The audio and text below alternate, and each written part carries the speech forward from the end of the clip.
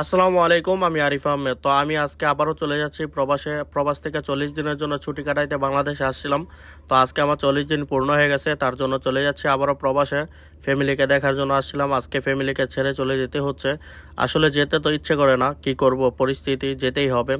আর সত্যি কথা বলতে কি সবচেয়ে বেশি খারাপ লাগে, আমার ছোট একটা বাচ্চা আছে, ছেলে, তার জন্য তাকে ছেড়ে আসাটা আমার জন্য কতটা দুঃখজনক সেটা আমি একমাত্র বুঝতে পারতেছি। তো আসলে কিছুই করার নাই, এটাই বাস্তবতা। আর বাস্তবতার সাথে আমাদেরকে লড়তে হবে। আমরা যারা প্রবাসী আছি সবাইকে বাস্তবতার সাথে লড়তে হয়।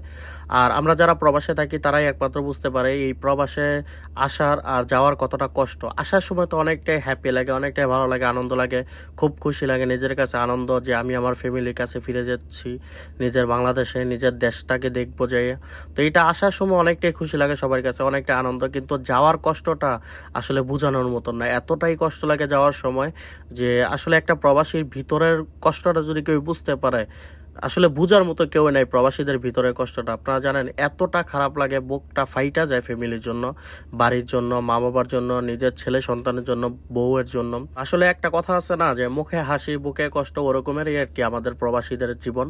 তো আমরা এখন চলে আসছি, আমরা এখন একদম বিমানের কাছে চলে আসছি। এখন এখান থেকে বিমানে উঠবো, তারপরে চলে যাব সেই দূর প্রবাসে দুবাইতে। তো আমি এখন বিমানে উঠতেছি, বিমানে উঠবো। তো এখান থেকে চলে যাব। তো আর কি করার, গুড বাই বাংলাদেশ। আর এখানে আমি বিমানে উঠতেছি, এখন যাব আমার সিটে। আমার যে সিটটা বুকিং আছে, আমার বুকিং পাসে লেখা আছে আমার সিট নাম্বার, ওইখানে যেয়ে আমার সিটে বসে পড়বো। তো আমার সিটে আমি এখন বসে পড়েছি। অন্য অন্য যারা যাত্রী আছে ওরাও সিটে বসবে, আর অনেক যাত্রী বাহিরে আছে, ওরাও আসতেছে।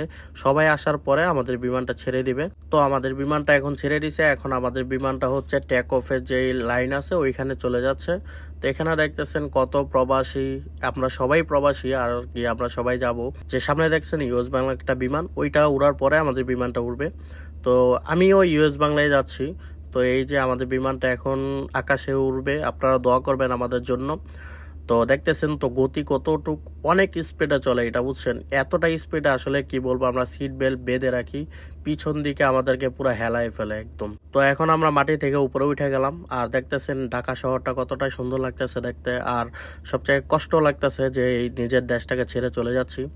আর নিচে আপনারা দেখছেন অনেক কুয়াশা ছিল বাংলাদেশে, কিন্তু আমরা যখন ম্যাগের উপরে উঠে গেছি তখন দেখি যে প্রচণ্ড রোদ, ঠিক আছে? এতটা রোদ যে জানলা দিয়ে যে রোদের আলোটা আসতেছিল সেটাই অনেক গরম লাগতেছিল। তো জানলাটা বন্ধ করে দিয়েছিলাম। আর এখন আমাকে একটু জুস দিছিল, জুসটা খাইতেছিলাম। জুসটা খাওয়ার পরে আমাদেরকে খাবার দিয়ে দিছে খিচুড়ি আর গরু মাংস। আর এই মাঝ আকাশের মধ্যে খিচুড়ি আর গরু মাংস খাওয়ার আনন্দটাই অন্যরকম। আর আমি একটু বাইরের দৃশ্যগুলো ভিডিও করতেছিলাম, আমার কাছে অনেকটাই ভালো লাগতেছিল তার জন্য। আর একটা জিনিস ভেবে আমার কাছে অনেকটাই ভালো লাগে যে আল্লাহ তাআলা মানুষের ব্রেনটা কত সুন্দরভাবে বানাইছে, মানুষের ব্রেনের মধ্যে কত কিছুই না দিয়ে দিছে। এত বড় একটা জাহাজ, এত বড় একটা প্লেন একদম মাঝ আকাশে উঠতেছে। আসলে একটা কাগজ যদি আমরা উপরে রাখি সেটাও নিচে পড়ে যায়। আর এখানে কত বড় একটা বিমান, কতগুলা মানুষ সহ এক দেশ থেকে অন্য দেশে উড়ে যাচ্ছে। আসলে কি বলবো, আল্লাহ তাআলা মানুষের ব্রেনের মধ্যে কত কিছুই না দিয়ে দিছে, তাই না? শুকরিয়া জানাই আল্লাহ তাআলার উপর। তো আমরা এখন যাচ্ছি হচ্ছে একদম দুবাইতে, দুবাইয়ের আকাশে আজ চলে আসলাম। আর আপনারা দেখতেছেন কতগুলা মেঘ, আসলে দেখতে অপরূপ লাগে, আমার কাছে তো অনেকটাই ভালো লাগে। তো আমি এর আগের বার আসছিলাম, তখন রাত্রে আসছিলাম, এত ভালো দৃশ্য এত সুন্দরভাবে দেখতে পারিনি। তো আজকে দেখতেছি। আর আমরা এখন দুবাইতে আছি, দেখতেছেন দুবাইয়ের নিচের দৃশ্যগুলা আসলে কতটাই না সুন্দর। দুবাই শহরটা আমার কাছে তো অনেকটাই ভালো লাগে দুবাই শহরটাকে ঘুরে দেখতে। আর এগুলো হচ্ছে আপনার সাগরের মাঝখানে দ্বীপের মতো বানিয়ে রাখছে, এইখানেও বাড়িঘর করবে। তো আমরা এখন ল্যান্ড করব, আমরা দুবাই এয়ারপোর্টের একদম কাছাকাছি আসছি। তো এখনই আমরা ল্যান্ড করে ফেলবো দুবাই ইন্টারন্যাশনাল এয়ারপোর্টে। ল্যান্ড করার পরে আমি চলে যাব আমার গন্তব্য স্থানে। তো আপনারা দেখতেছেন এখন আমরা ল্যান্ডিং করতেছি, কতটা স্পিড আসতেছে। তো যখন ল্যান্ডিংটা করে না, এমন একটা ঝাঁকি লাগে, কি বলবো, অনেকটাই ভয় পেয়ে যাই। তো এখন ল্যান্ডিং করে ফেলছে, এখন চলে যাবে একটা নির্ধারিত জায়গায়। ওইখান থেকে আমরা বিমান থেকে বের হয়ে চলে যাব এয়ারপোর্টের ভিতরে। ওইখানে যে আমাদের যে মালগুলো আছে, আমাদের যে বুকিং, ওগুলো আমরা নিব। পাসপোর্ট শো করব, আর দুবাইতে যেহেতু আসছি দুবাইয়ের আইডি কার্ড শো করব, তারপরে চলে যাব মাল নিতে। আমার যে বুকিংগুলো ছিল ওইগুলো নিয়ে আমরা চলে যাব হচ্ছে আমাদের গন্তব্য স্থানে। তো এখন আমি সব কিছু নিয়ে উঠে গেলাম ট্যাক্সিতে চলে যাব আমার যে ক্যাম্প, আমাকে যে কোম্পানি একটা রুম দিছে সেই রুমে চলে যাব। আর 40 দিন বাংলাদেশে থেকে দুবাইতে আসছি আজকে, আসলে মনটা অনেকটাই খারাপ, কেমন জানি লাগতেছে, ভিতরে একটু হাঁসফাঁস লাগতেছে। আর আপনারা যারা প্রবাসে থাকেন, বাংলাদেশ থেকে ছুটি কাটায় আসেন, আপনারা অবশ্যই বুঝবেন কেমন লাগে এই সময়টায়।